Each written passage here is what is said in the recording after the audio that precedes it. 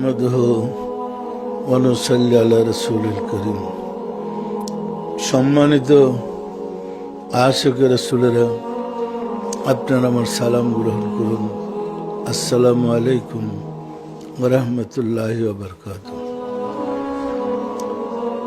সম্মানিত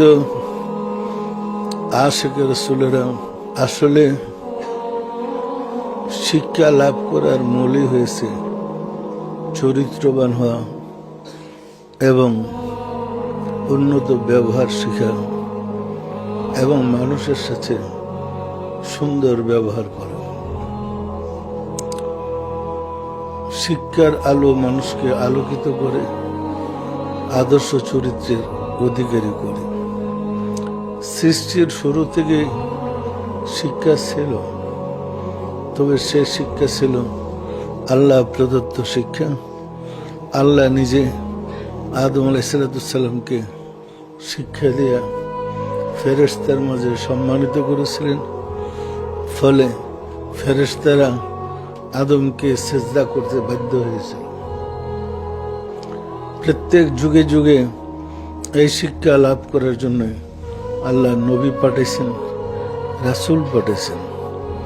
উনাদের যুগে মানুষ শিক্ষা লাভ করে উন্নত চরিত্রের অধিকারী হয়েছেন এবং আল্লাহকেও পেয়েছেন। শিক্ষা মূলত আসছিল আমাদের মাঝে মানবীয় গুণ বিকশিত করার জন্য। কিন্তু এখন আমরা সমাজে যে শিক্ষাটা পাচ্ছি সেটা হচ্ছে পশ্চিমা শিক্ষা, যে শিক্ষা আমাদের চরিত্রের সাহায্য করতে পারে না, যে শিক্ষা আমাদেরকে আরো উশৃঙ্খল করে দিচ্ছে। এর কারণ আমরা কলবের শিক্ষা ছেড়ে দিয়েছি। কলবের শিক্ষাটা যদি আমাদের মাঝে থাকতো, তাহলে জাহেরি শিক্ষা এবং বাতিনি শিক্ষা দুইটার সমন্বয়ে যদি আমরা সমাজে চলতে পারতাম, তাহলে আমাদের মাঝে আসতো পরম শান্তি। বাতিন শিক্ষাটা আমরা ছেড়ে দিয়েছি, এখন জাহেরি শিক্ষাটা। তো জাহেরি শিক্ষা আমরা এখন ওই পশ্চিমা কালচার আমাদের ভিতরে বেশি ঢুকে গেছে। ফলে আমরা আমাদের ধর্মীয় কোথায় কি বলে সেগুলা আর নজর দিচ্ছি না। আরেকটা কারণ হইল, আমাদের সমাজে যে হুজুররা আছেন, হুজুরদের আচার আচরণে, কর্মকাণ্ডে সমাজের লোকজন ওদের ঘৃণাই করে। ওরা মনে করে হুজুররা পছন্দ করে না শিক্ষা। যেমন আমাদের খারিজি নসবের মাদ্রাসাগুলো আছে, কওমি মাদ্রাসা বলে এখন, ওরা তো বাংলা, ইংরেজি, অঙ্ক এগুলো পছন্দ করে না। ইদানিং কিছু সংযোগ হইল, শিক্ষার মতো কিছু নেই। আমার মাতৃভাষা বাংলা, আমি কোরআনের অনুবাদ উর্দুতে শিক্ষা লাভ কি? আমরা যখন পড়েছি পাকিস্তান আমলে, তখন আমরা আরবি টু উর্দু পড়ছি।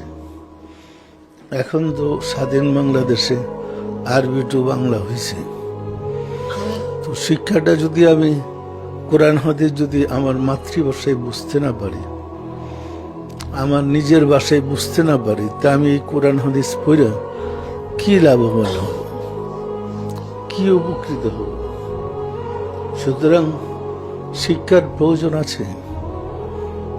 অশিক্ষা, কুসংস্কার, অজ্ঞতা এগুলা জাতিকে পিছনে নিয়ে যায়। শিক্ষা জাতিকে এগিয়ে নেয়। আর সে শিক্ষাটা হতে হয় সুশিক্ষায়। যদি একজন মানুষ কলবের শিক্ষিত না হয়, আপনি হয়তো উচ্চ শিক্ষিত হইয়া হয়তো সচিব হইলেন, এটা তো সর্বোচ্চ র্যাঙ্ক। আমরা মন্ত্রী বললাম না, এটা তো ভোট দিয়ে বানাই। সচিব হয়তো সরকারের সর্বোচ্চ র্যাঙ্ক। ওই নিচের মানুষ তো কিছু চুরি চেষ্টামি করে হিডিরি ধরে জেলে দিয়ে দেয়। কলমের ফাঁকে যে দেশ চালাইতেছে, সচিবরা সেই খবরই কারণে। সুতরাং সুশিক্ষায় শিক্ষিত হইতে না পারলে এই শিক্ষা জাতিকে সাহায্য করতে পারে না। সুশিক্ষায় শিক্ষিত হলে সুন্দর ব্যবহার হবে, সুন্দর চরিত্র হবে। একটা শিক্ষিত লোকের কাছে মানুষ ভালো আশা করে। সুতরাং আমাদের ছেলে মেয়েদেরকে আমরা চাই উচ্চশিক্ষায় শিক্ষিত করে, সুশিক্ষায় শিক্ষিত করে একটা শান্তির চরিত্রবান করে দিয়ে যাওয়া।